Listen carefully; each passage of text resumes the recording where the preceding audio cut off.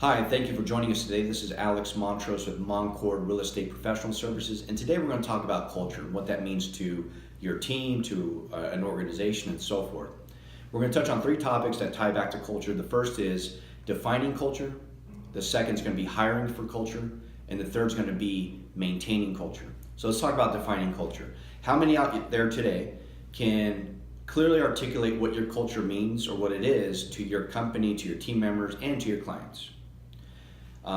Believe it or not, there's a lot of folks, a lot of team members, a lot of business owners that can't articulate what their company's culture is, right? They think they know what it is, but they don't really have it nailed down. So, and it's okay. I think it's a work in progress. It's not an easy thing to nail down all the times. I think it takes a lot of iterations of understanding. Okay, what is our culture as an organization, as a team?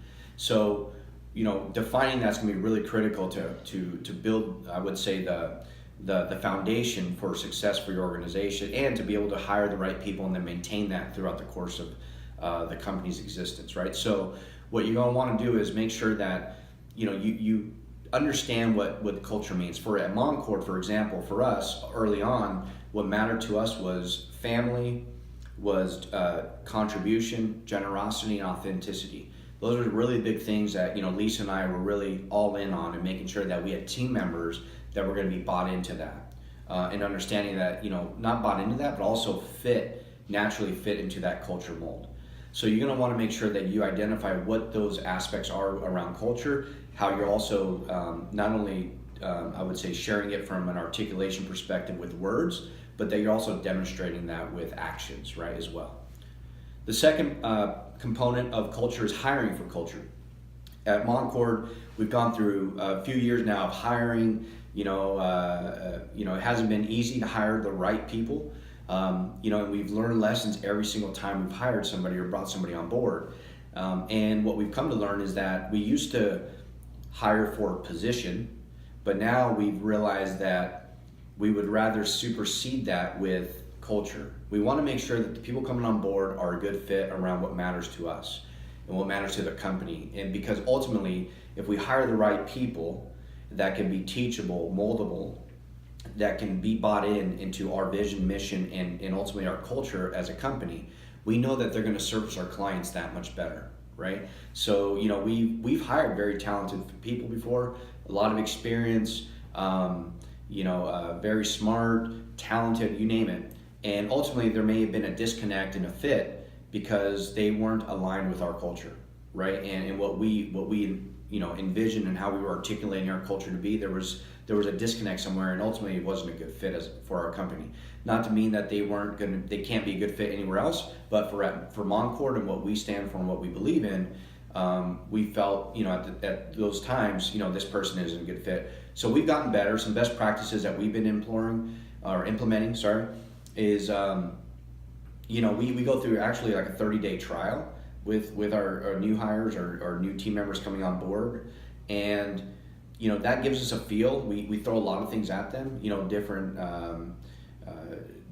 different projects, different things to work on, and we're observing, and we're keeping keeping track of how's this person kind of how are they reacting to certain things. And then ultimately, as a team, we have now we've established a core kind of group of folks that come together and, in essence, pass that person forward into like a full-time onboarding team member, onboarded team member. We sit down, we in essence, do a consensus at a minimum at the executive level within our organization.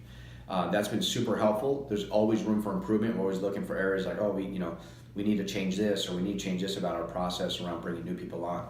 But I highly recommend that you, at a minimum, establish what that process looks like and tie it back to how that process fits to culture, and how that process is going to identify and also validate this person as a good culture fit versus just a good fit for the position. And then the last piece is maintaining culture. So without maintenance on a continual basis, it all falls apart, right? So making sure that you're communicating the culture on a regular basis to your team members, what that means to the organization, and not only say it with words, but also with action, right? Making sure that you step up as a leader of your organization, and even as a team member of your organization, and that you would kind of live those I would say those attributes out of what the culture is amongst the team as a whole, and even to your clients, and extend that out to your clients as well. So it has to be led with not only words but with action, not only words but with actions as well.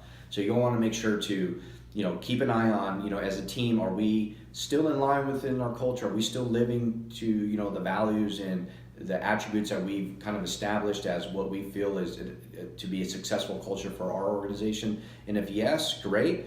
If you feel like you're going to the left, to the right, you're going to want to make sure you're continually calibrating what culture means to the organization, and you're communicating that effectively, both with actions and with words, right? So team meetings, making sure you're reiterating how important culture is to the organization, and when it comes to actions, making sure that for with our team, we've come across multiple scenarios where life happens, right? And you want to make sure as an organization you're there for your team when it really matters, and you're showing up with action behind it, right? You're not just saying, you're not just putting words of goodwill, but you're actually putting some action behind it and showing your team that you really do care about them. And that goes for your clients as well, right? So you want to make sure that transcends beyond just your base, your team, but also to your client base as well. Hopefully this was helpful, guys. I know culture is really important. We're continually learning new lessons around it. There's a lot of great reads out there around culture. If you have any questions, or you want to bounce some ideas off me, or kind of maybe talk about challenges we ran into as an organization, please reach out. My information's all in this video. But I look forward to speaking with you. And if you have any questions, please, I ask that you please reach out. I would love to talk to you and get to know you a little bit better when it comes to what you're up to and what you're doing with regards to your business and development of your culture. Thank you very much. Have a great day, guys. Talk to you all soon. Bye-bye.